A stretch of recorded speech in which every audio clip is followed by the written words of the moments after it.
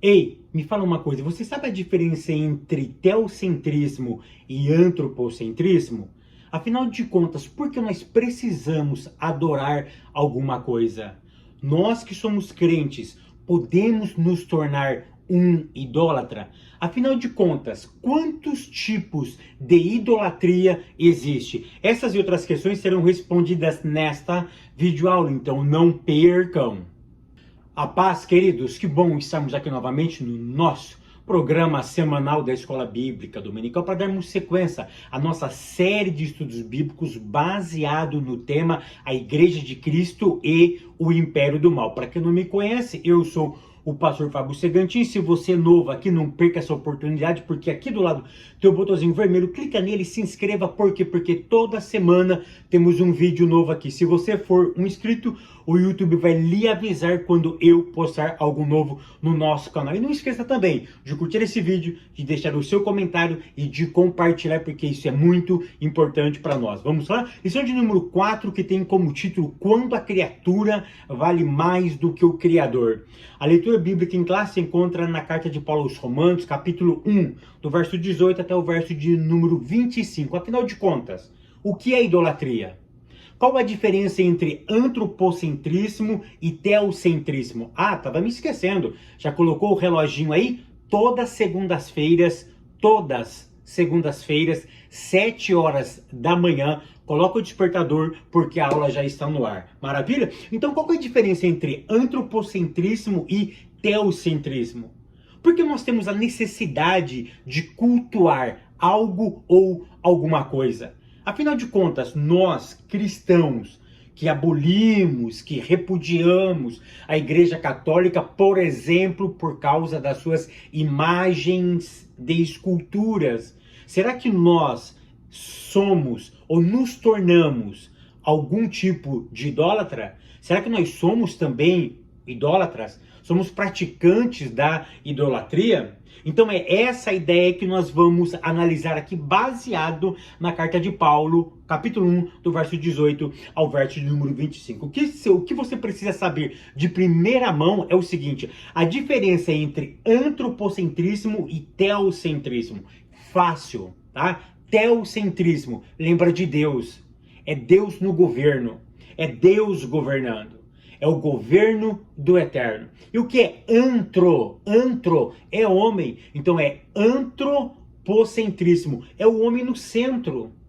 É o homem sendo o ponto principal do universo. O universo gira em torno dele. Você lembra quando sua mãe ou seu pai dizia para você: ah, menino, larga a mão de ser bobo, você acha que o mundo gira em torno do seu umbigo? Por que essa expressão? Essa expressão é uma expressão religiosa, porque existe uma pergunta, né? Será que Adão tinha umbigo ou não? Porque o umbigo tem a ideia de conexão com um outro ser. Um outro ser nos conectou e outro ser nos fez. Então o umbigo era a entrada de tudo o que o outro tinha, passou para mim. E através do umbigo. É por isso que os antigos diziam o seguinte: ah, menino, larga a mão de ser bobo, você acha que o mundo gira em torno do seu umbigo? O que é isso? É a pessoa egoísta. É o antropocentrismo. É o homem no centro do universo. Então, quando eu tenho o homem no centro, eu tenho que desprezar alguma coisa. Então, preste atenção. Se Deus está no centro, você não concorda comigo que eu tenho que desprezar outras coisas? Eu tenho que tirar alguém que está no trono para ele ocupar o trono? Então, se Deus está no trono, é óbvio que com ele não pode governar mais ninguém. Se eu tiro Deus e eu passo a colocar o ser humano, ou seja, se o ser humano está no centro, há de convir comigo que para eu governar, para eu estar no centro, tudo além de mim tem que sair do centro. Quem é o centro? Eu. Quem é a peça principal? Sou eu. Então vocês conseguem entender que o antropocentrismo e o teocentrismo não tem jeito de compactuar? Não existe essa ideia de eu estar no centro e Deus vai estar assistindo. E não tem jeito também de Deus estar no centro e eu estar interferindo nas ideias dele. Ou seja, o governo é só dele. O problema é quando eu estou governando, sempre vai dar alguma coisa errada. Se Deus estiver no governo, tudo vai estar da melhor maneira possível. Fábio, então eu não posso governar a minha própria vida? Peraí. Aqui nós estamos falando do antropocentrismo, é a exclusão de Deus. Eu excluo Deus da minha existência. É claro que você é um ser inteligente, capaz, você precisa racionalizar, você precisa pensar, você precisa fazer contas. Porque o que é o prudente? O prudente é aquele que calcula o impacto da sua ação. Vou construir uma casa. A casa vai ter 100 metros quadrados. Quanto que eu posso gastar? Porque numa casa de 100 metros quadrados eu posso gastar 100 mil, mas eu posso gastar R$1 milhão. Depende do material que eu vou pôr, mas antes eu sento e calculo. Claro que essa faculdade foi dada a mim. O problema é quando eu excluo Deus da minha existência e tudo que eu faço, eu sou o centro. Tudo converge para mim. E aí eu excluo Deus. Ponto primeiro, o desprezo à verdade. Ponto 1, a impiedade e a injustiça. Então como que eu vou me tornando, como que eu vou colocando Deus de escanteio e eu vou sendo autossuficiente? Olha o que diz Romanos capítulo 1 e o verso de número 18. Diz assim: porque do céu se manifesta a ira de Deus sobre toda impiedade e injustiça dos homens que detêm a verdade em injustiça. Primeiro ponto, Fabio, o que é impiedade? Impiedade é a ausência de Deus.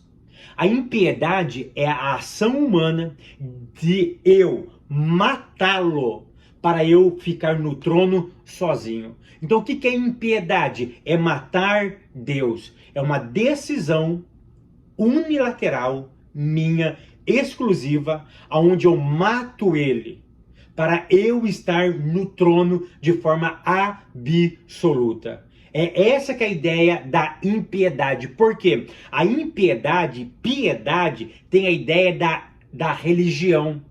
E o que é religião? É aquilo que liga. E é tão interessante que Deus, ele não é uma religião. Ele está acima da religião, ou seja, ele é a própria religião. Porque se religião é aquilo que liga, então eu preciso entender o seguinte, que eu preciso estar conectado com ele. É ele, lembra do umbigo? É ele que me alimenta. É ele que manda os nutrientes dele para mim.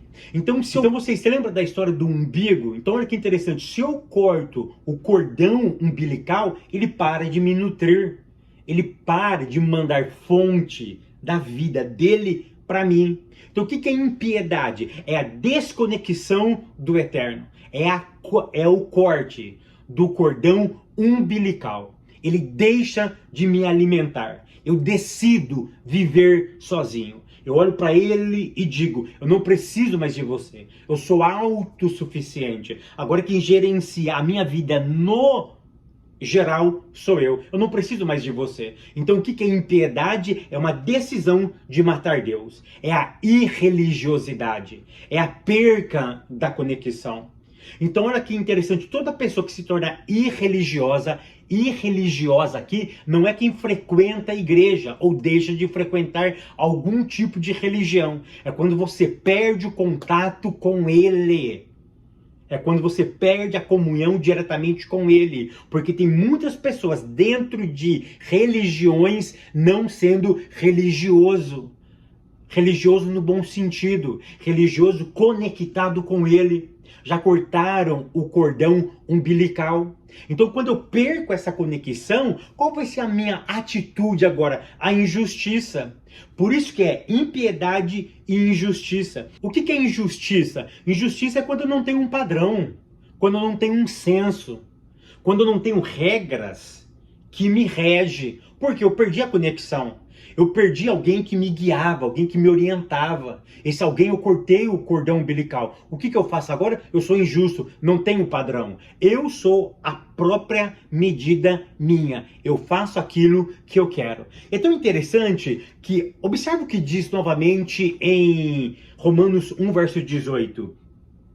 Porque do céu se manifesta a ira de Deus sobre toda impiedade e injustiça. Anota essas duas palavras. E detém verdade e injustiça. Você consegue entender que ele fala impiedade e injustiça? E depois, em vez de ele falar impiedade, ele troca a palavra impiedade por verdade. E ele só mantém a justiça. Você consegue entender que impiedade é o não religioso? Você perde a conexão? E aqui ele usa a palavra verdade. Quem é a verdade? Eu já ensinei para vocês que verdade não é um conceito, é uma pessoa. Olha o que Paulo diz, porque eles detêm, eles mudam a verdade. Quem é a verdade? É o próprio Cristo, é o próprio Deus, é aquele que nos dá vida. Estão descaracterizando, mudando, né? Estão mudando a verdade em mentira ou em injustiça. Ou seja, eles estão invertendo as coisas. Então olha que interessante. Qual o contrário de impiedade? A verdade. Porque o impiedoso, ele não é verdadeiro. E se eu nego a verdade, eu nego Cristo. E quem é que liga o homem a Deus? É Cristo. Porque Paulo vai dizer que existe apenas um mediador entre Deus e os homens. Jesus Cristo, homem. Então se eu nego a verdade, eu estou sendo impiedoso, porque eu estou negando a obra de Cristo. E ele é a própria verdade. Ponto 2. A insensatez humana. Romanos capítulo 1, do verso 19 ao verso 20. Olha o que diz de forma interessante. Portanto, o que de Deus se pode conhecer, neles se manifesta. Porque Deus lhe manifestou. Porque as suas obras, ou as suas coisas invisíveis, desde a criação do mundo, tanto o seu eterno poder, como a sua divindade, se entendem e claramente se veem pelas coisas que estão criadas, para que eles fiquem inexcusáveis. O que Paulo está querendo dizer aqui? Que existe uma revelação através da natureza. Sabe a natureza? Quando você vê a Amazônia, quando você vê alguma floresta, quando você vê árvores, quando você vê a fauna, a flora.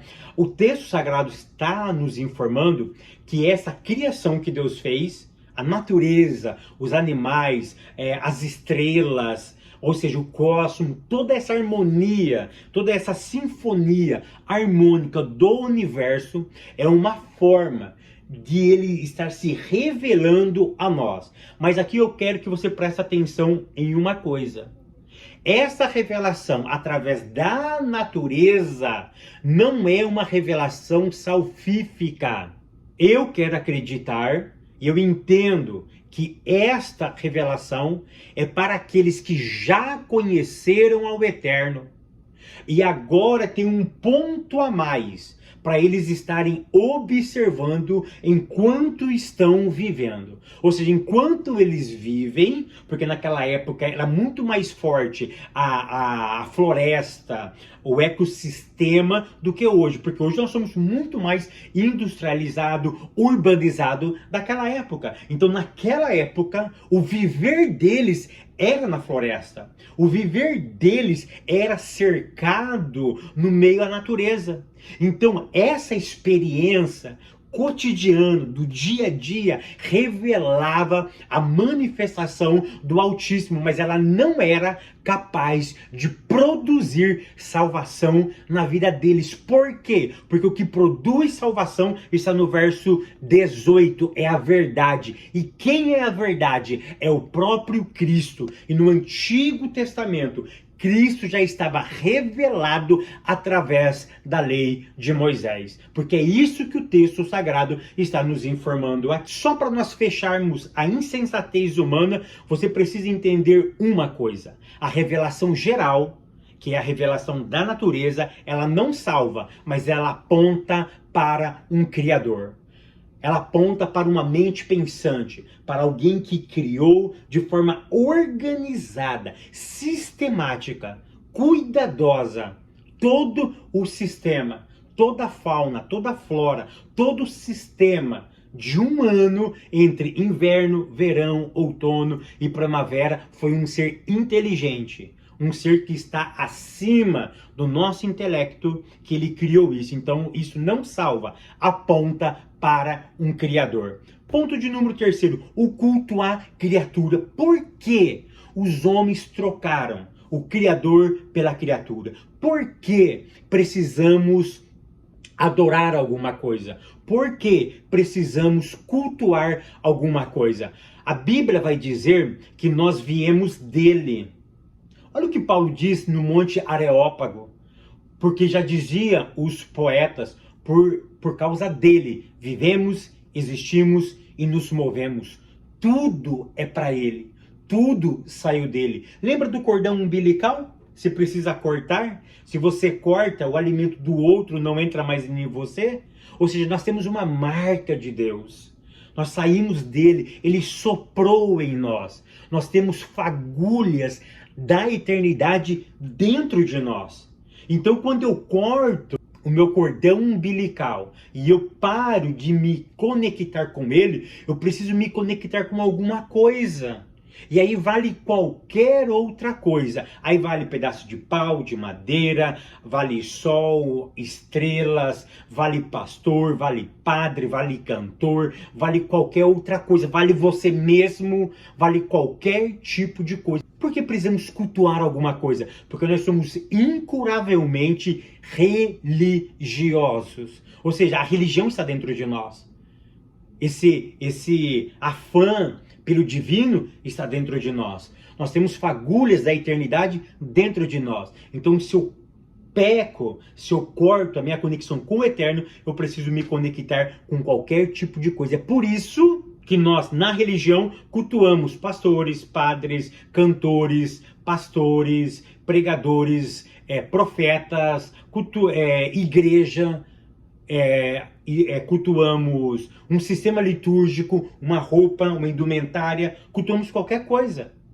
Por exemplo, na sociedade a gente cultua atleta, cientista, político, nós vamos cultuando coisas. Na ciência, nós cultuamos a matéria. A matéria é o ponto central da ciência. Então, se eu entendo que a matéria é muito mais importante do que o Criador, ela passa a ser o ponto da minha referência. E se ela é a minha referência, ela acaba sendo cultuada por mim. Tópico segundo, a revolução do pensamento humano. Presta atenção. Aqui ele fala sobre renascimento, humanismo e iluminismo. Olha para o papai com carinho, tá? Com carinho. Você precisa entender que renascimento, humanismo e iluminismo, sabe que todas essas teorias filosóficas, eu não vou dar aula de filosofia aqui para vocês, fica tranquilo. Sabe o que você vai levar para a tua classe? A ideia deles aqui é o seguinte, em mais de 300 anos, eles criaram uma ideia, vamos tirar Deus e vamos colocar o homem como centro do universo. É simples assim. Porque o renascimento, olha, renascimento é renascer. Porque eles entenderam que eles estavam mortos. Porque antes do período do renascimento, quem é que governava? O homem pensava a partir de que ponto? A partir de Deus. Então eles entenderam o seguinte, poxa, tudo que nós vamos fazer tem que pensar em Deus? Vamos tirar Deus um pouquinho, vamos colocar ele de lado? Vamos pensar nós? O que eu acho disso? O que eu penso disso? Aí começou a entrar o que? O pensamento humano. O problema não é pensar, o problema é pensar sem ele. Então o que o Renascimento fez? Ele exclui Deus. Eu sei que nasce lá na Itália, o Renascimento ele é um movimento cultural, artístico, filosófico, ele pega a razão, ele aplica dentro da ciência, a ciência passa a compreender o mundo, mas o que você precisa entender desses conceitos tudo é o seguinte, que eles tiram Deus e colocam o homem. Aí o Renascimento, ele teve aquelas igrejas bonitas, que tem aquelas pinturas bonitas, tem aqueles anjos. Foi justamente nesse período.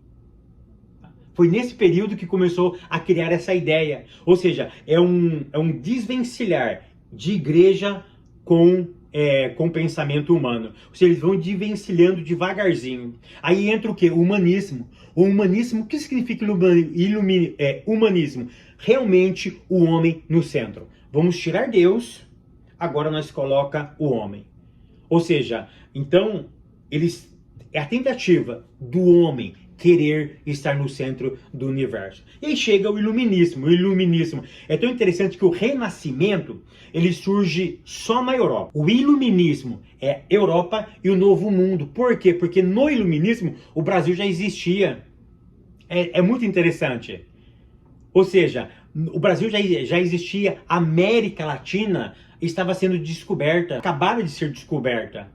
Então agora o homem passa a ser o quê? A medida de todas as coisas. Poxa, nós estamos invadindo o mundo ou descobrindo o mundo. Até então foi 1500 anos depois de Cristo que nós ficávamos só entre nós. Agora, depois passou todo esse tempo, nós descobrimos quem?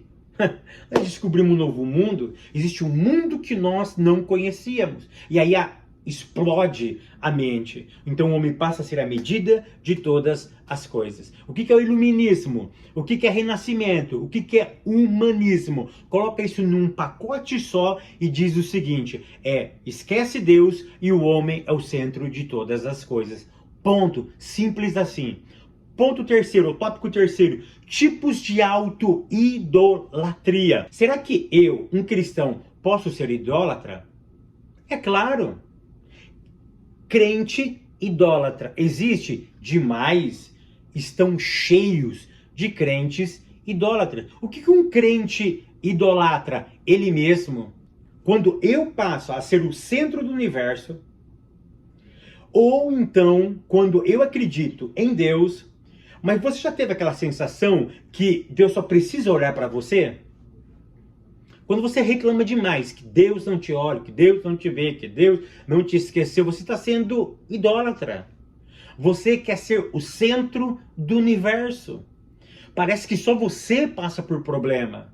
Parece que só você é a razão do universo existir. Deus tem que parar tudo que ele está fazendo e olhar com carinho ou somente para você. Você precisa entender que ele é soberano. E ele não é servo, ele não é mordomo, ele não é garçom. Ele não é aquele ser que quando você faz biquinho ele vai te atender. Quando eu estou agindo assim, eu estou criando um altar dentro de mim mesmo. E estou dizendo para ele: olha para mim. Eu sou a razão do universo. Você é meu servo. Eu estou agoniante nesse momento. Me socorre. Eu estou precisando de dinheiro. Me ajuda. Eu estou precisando disso. Me ajuda. Ou seja, eu olho para ele apenas como um mordomo, como um servo, como um garçom, como um empregado, como um escravo. Ele precisa fazer, porque afinal de contas eu estou fazendo isso. Agir dessa forma é um tipo de idolatria. Ponto 1. A idolatria no coração.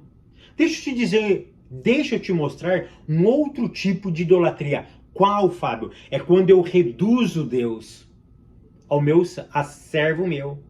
Reduzir Deus ao meu capricho é enjaulá-lo. É colocar ele numa redoma. É dizer para ele: você agora faz aquilo que eu quero. Quando eu reduzo Deus e coloco ele na minha caixinha ou na minha lâmpada e eu passo a mão e ele faz aquilo que eu preciso, eu estou reduzindo. E se eu reduzo ele, ele passa a ser não o Senhor, mas um ídolo.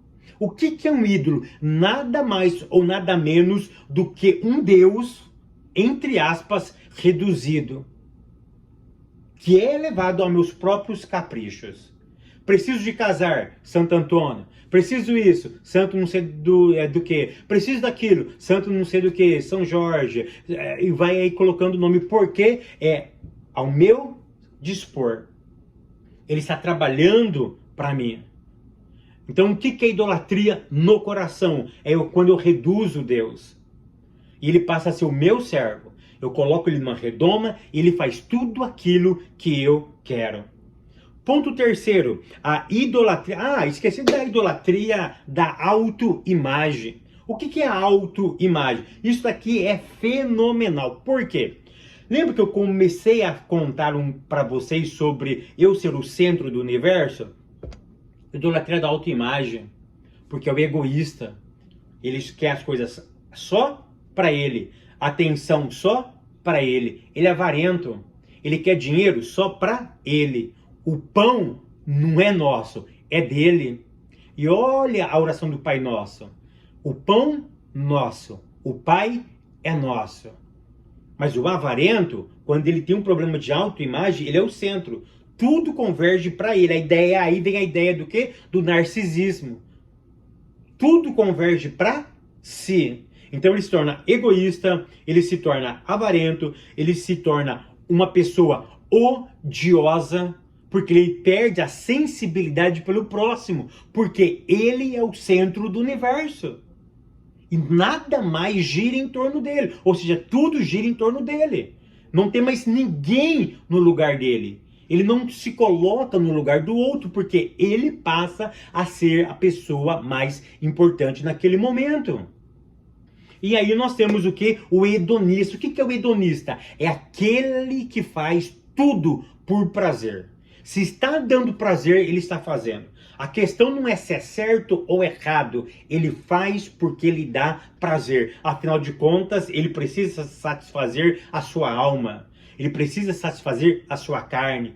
Tudo aquilo que ele deseja, que ele pensa, que ele quer, ele faz. Por quê? Ele precisa se auto-saciar. Lembra que ele cortou o cordão umbilical? Ele não tem mais a presença. Ele precisa se satisfazer com algo passageiro e com algo mundano e pecaminoso. E aí nós temos um outro tipo de idolatria, que é a idolatria sexual. O que é a idolatria sexual? Hoje, já chegaram num consenso que o vício mais pernicioso, o vício que mais domina as pessoas são o vício da pornografia. A pornografia está permeando, está embrenhando as nossas vidas. E se nós não tomarmos cuidado, ela domina a nossa existência. Quem faz coach, quem faz terapia, quem faz mentoria, eles sempre falam justamente sobre essas coisas. Se você fazer uma mentoria com alguém que não é cristão, eles vão falar sobre o perigo da pornografia. A pornografia, ela tira o seu ritmo. A pornografia tira você do foco do seu trabalho. Porque sua mente está tão pervertida, está tão dominada disso, que você para de fazer as suas coisas no seu trabalho para se entregar à pornografia, para ver um vídeo, para ver uma imagem, para ver um homem, para ver uma mulher. Você para o que você está fazendo para atender essa necessidade. E cá entre nós, existe um culto ao nosso corpo. Nós precisamos cuidá-lo, endeusá-lo jamais. Colocar ele no pedestal, jamais. Então, a questão sexual, ela é muito séria. Ela é muito séria. Pessoas estão sendo dominadas, vitimizadas, engolidas, escravizadas por atitudes sexuais. Por quê? Porque cortou o cordão umbilical. Já não tem mais a presença do Altíssimo. O Espírito Santo, ou o fruto do Espírito, mais não domina a existência dele. Agora ele está dominado por outros sentimentos. E aquilo que ele passa, o que é idolatria? Tudo aquilo que você coloca como prioridade. Se a prioridade é a pornografia, isso está se tornando uma idolatria, porque você não vive sem. Você é dominado por aquilo. Você é um idólatra. Você é alguém que está sendo dominado por isso. E a Bíblia, ela nos orienta que todo tipo de idolatria é pecado. O problema dessa geração é justamente isso. É quando você coloca Deus pro lado de fora, tranca a porta e diz: aqui quem manda sou eu. Aqui eu posso fazer aquilo que eu bem quero. aquilo que eu bem entendo. Ninguém manda em mim. Afinal de contas, pecado é relativo. Pecado para você é uma coisa, para mim é outra coisa. Lembra-se de uma coisa, que a palavra ainda não mudou. Pecado é pecado. Estamos vivendo numa geração do relativismo. Tudo é relativo, depende, Fábio, do seu ponto de vista. Afinal de contas, hoje nós estamos numa outra época. O que era não é mais. E aquilo que é pode ser a não ser daqui a um tempo. Depende como o mundo está caminhando. Afinal de contas, nós somos livres. E nessa liberdade eu posso fazer aquilo que eu quero. Nós precisamos entender o seguinte, que não existe liberdade fora da palavra. Toda liberdade que a Bíblia nos dá é uma liberdade para adorar Ele em espírito e em verdade. Eu sou livre do pecado e livre para adorar Ele em espírito e em verdade. Nós precisamos urgentemente valorizar, recolocar Deus no centro da nossa existência. Porque quando eu coloco Ele no centro da minha existência, eu passo a viver aquilo que Ele planejou para mim. E eu não vivo mais uma mentira. Olha como ele termina o verso de número 25 do capítulo 1 da carta de Paulo aos Romanos. Porque mudaram a verdade de Deus em mentira, e honrar e servir mais a criatura do que o Criador, que é bendito eternamente. Amém. Qual é o meu pedido? Qual é o meu desejo? É que Deus volta a ser o regente. Ele volta a ser o dominador. Ele volta a ser o teocentrismo na minha, na tua, na nossa vida. Se Deus já é o centro da sua vida, permaneça. Não tira Ele. Não permita que essas ondas filosóficas mudem a sua crença. Deixa Ele continuar no centro. Deixa Ele continuar guiando a nossa existência. Mas se você já cortou o cordão umbilical, reconecta. É um tempo oportuno para eu, você, nós nos reconectarmos, colocarmos Deus novamente na posição que lhe é devido. Porque se nós fazermos assim, Ele vai continuar nos alimentando e nós vamos caminhar até o dia da sua volta. Que o Eterno continue te abençoando, te prosperando. Eu te espero no próximo vídeo, querendo Deus.